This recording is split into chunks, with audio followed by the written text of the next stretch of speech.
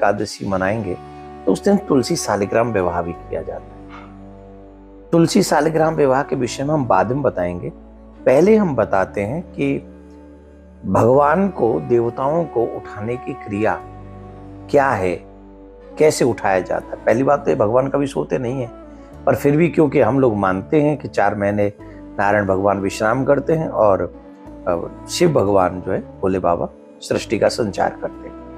तो जब भगवान विश्राम कर रहे हैं तो आपको ये भाव रखना चाहिए कि भगवान विश्राम कर रहे हैं। जैसे आपके घर में कोई बालक विश्राम करता है तो आप उसे बड़े प्यार से उठाते, भैया उठ जाओ, बच्चे उठ जाओ, अब जो है तुम्हें स्कूल जाना है, अब तुम्हें काम पे जाना है, आदि आदि कैसे भाव रखते हो।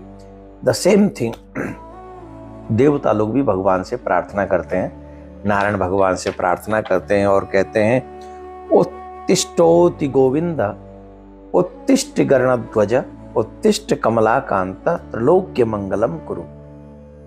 हे गोविंद आप उठो, हे गरुड़ध्वज आप उठो, हे कमलाकांत नारायण आप उठो, और ये विश्व आपसे मंगल की आशा करता है, इसलिए उठकर इस पूरे विश्व का मंगल करो।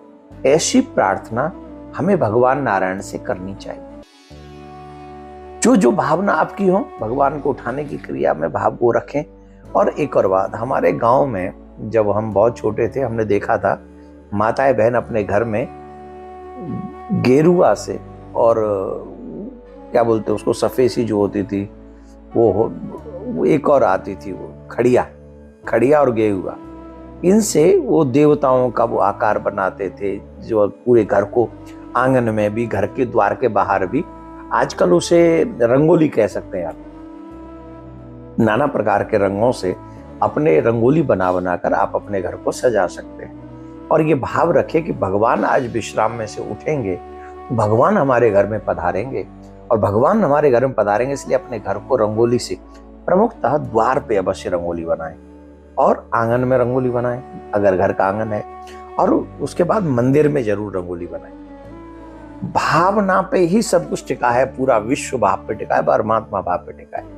तो हमारे मन में ये भाव रहना चाहिए कि नारायण भगवान आज उठेंगे और हमारे घर पधारेंगे। और जब आप उन्हें उठाने के लिए बार बार प्रार्थना करें, हे गोविंद आप उठो, हे गरुड़ध्वज आप उठो, फिर अपने घर में मंदिर में भगवान को उठाएं और उसके बाद में उनका अभिषेक करें। अभिषेक के बाद पंचामृत का अभिषेक कराएं और नए वस्त्र उनको धारण कराएं, चंदन लगाएं, कुमकुम लगाएं, केसर का तिलक लगाएं, फिर भोग लगाएं, माखन मिश्री आज जो भी आप लगाते हैं, मिठाई का, फल का। प्रयास ये करें बाजार की मिठाई से बढ़िया आप अपने घर में कोई मिठाई बनाएं, कुछ नहीं तो खीर बना लें, हलवा बना लें, और हलवा पूड़ी का भोग नारायण भगवान को लगाएं, केला का भोग लगाएं, जो भी स्वाद आप अच्छे से मीठा बना सकते बनाएं।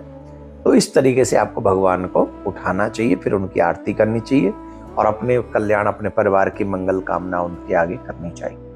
दूसरा, आज ही के दिन तुलसी शालिग्राम विवाह किया जाता है। लोग कहते हैं कि तुलसी शालिग्राम विवाह में हम क्या करें, हमें क्या करना है। देखो, सबसे बड़ी बात, जिनके बेटी न हो उन्हें निश्चित अपने जीवन में एक बार तुलसी शालिग्राम विवाह करना चाहिए। संपन्न है तो हर साल करो, अगर संपन्न नहीं हो तो जीवन में एक बार तुलसी शालिग्राम विवाह अवश्य करना चाहिए। अब उसमें विधान यह है कि जो खर्चा हम अपनी सामर्थ्य अनुसार अपनी बेटी के विवाह में करते हैं, वही खर्चा डुक्टो सेम, वही लोगों को बुलाना, उनको भोजन कराना, फिर अपनी बेटी समझ के वृंदा जी को, तुलसी जी को, उनके लिए वो दान दहेज देना जो हम अपनी बेटी को लेकर करते हैं। तो सामर्थ्य अनुसार वही उत्सव मनाना चाहिए। ऐसा करने वाला मनुष्य कभी भी नरकगामी नहीं होता। जो अपने जीवन में तुलसी शालिग्राम विवाह कराता है उसका डायरेक्ट संबंध परमात्मा से जुड़ता है, और जिनका संबंध परमात्मा से डायरेक्ट जुड़ गया तो क्या वो नरकगामी होगा? इसलिए जीवन में अगर बेटियां हैं भी तो भी जीवन में एक बार शालिग्राम विवाह, तुलसी शालिग्राम विवाह करें।